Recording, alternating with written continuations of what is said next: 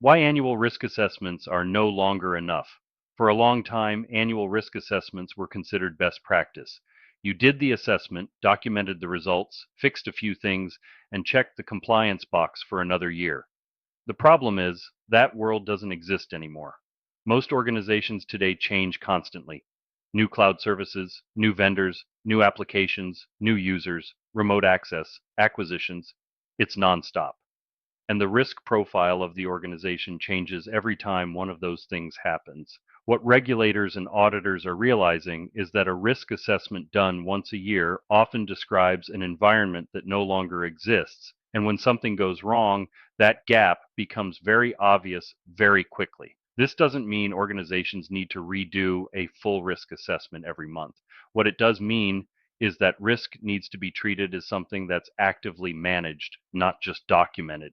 The expectation today is that organizations understand what triggers a reassessment, how changes are evaluated, and how new risks are identified as the environment evolves. Annual assessments aren't wrong, they're just incomplete on their own. The strongest programs use them as a baseline, then layer in ongoing visibility so leadership always has a current, defensible view of risk. That's the shift we're seeing, from point-in-time compliance to continuous risk awareness.